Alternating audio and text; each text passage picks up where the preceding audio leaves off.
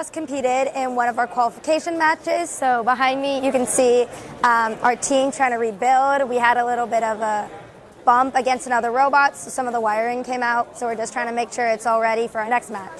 We get our challenge in about January-ish, and then we compete in March. So one of the things we like to do in the beginning, just start by drawing and designing our robot, and then in like a week, and then a week later we'll start building and prototyping, and then a few weeks later we start programming, and then soon it's competition.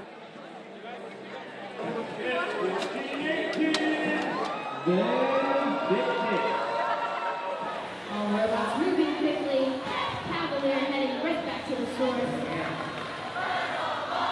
620 playing a little bit of defense.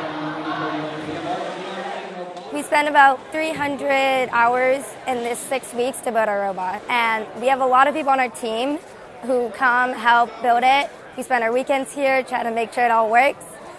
What's nice is we have a lot of nice mentors who help the season and give us feedback to help us keep us on track. Don Bropes and I are pretty much the main mentors. We're the ones putting as many hours as the kids are.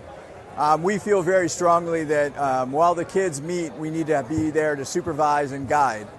I think one of the things that we've changed over the years is we really want a student-led team where students are taking the charge. They are making the decisions. We are advising them only and keeping them safe. We have the green light. The field is sealed.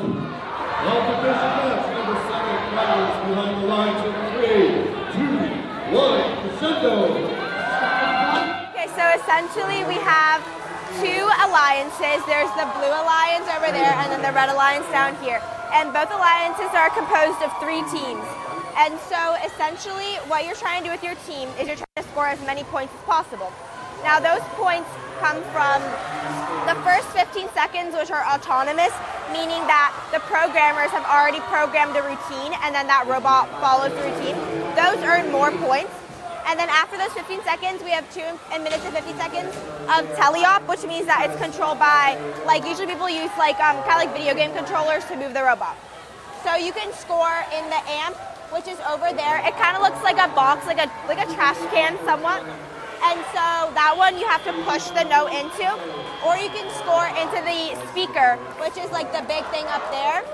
And then at the end of the match, people try to hang on the chains right there, as you can see the robots doing right now.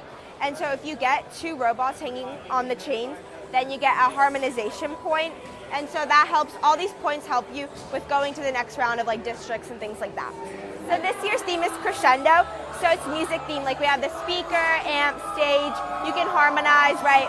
And so in previous years we've had different themes. Like last year there was a theme where it was kind of like blocks and you had the human player, which like pick up and throw different boxes. This year it's notes.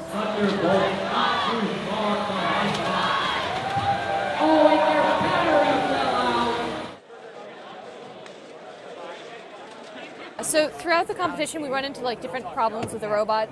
One of the problems that we run into commonly is having electrical problems, electrical issues. So I just fixed a couple electrical wires that had popped out that had stopped the robot from running earlier, so we had to take apart our robot to be able to access these wires. What our captain is working on right now is he's reconnecting the battery wire, which is one of the most important electrical wires of the robot. It happened to pop out during competition, and it's an extensive remaking of the battery wire connection. So he's making sure he gets all that correct, because without that, the robot doesn't have any power. Battery's here, and this is the battery power right here. That's the one that's not connected. Yeah, and it'll go right here eventually, and we have to make sure it's sealed on just like this one. So the main components of a robot, you obviously have the programming, that's controlling what it does. Then you have the general mechanics work, which is just creating the robot, like actually building it. And then electronics. You know, at the beginning of this season, they kind of section you off into one, but as the season comes to an end, obviously the robot is all 3. So you're really, by the end, you're doing all 3 to some capacity. Obviously, you're still like kind of sticking, but really at the end, it's all about learning how those things come together. And that's what I think that's something that's really important. One of the things about robotics is, yes, we build a robot, but not only that, we do outreach events. We really want to make STEM and robotics in general really inclusive, hosting Girl Scout teams, talking to new FLL teams, which is the league for about like elementary schoolers, and just overall trying to bring more inclusivity on top of this. So yes, we are building a robot, but we're also making sure it's a fun and safe and inclusive environment for everyone. I think one of the things that I've appreciated is the kids that are coming together that have a love for STEM are finding themselves, they're finding a group, they're bringing their friends, and we're trying to make it welcome for everybody. I think one of the biggest challenges is at Falls Church City, Meridian High School, they do everything. So I have IB diploma candidates, I have swim, I have lacrosse, I have track players. All these people are trying to compete for time to dedicate to robotics.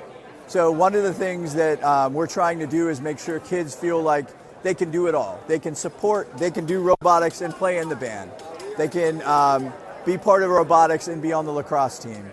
Because it's not just about your body, it's also about your mind, and we want to make sure that everyone feels welcome. So for anyone that's trying to get into robotics, I would say definitely do it. It's such a great resume builder, and it's such an inclusive environment. And people, this is my first year, and people were so helpful in just trying to get you to know what you're doing and be able to be hands-on the robot. So definitely, if you're on the fence about it, consider joining.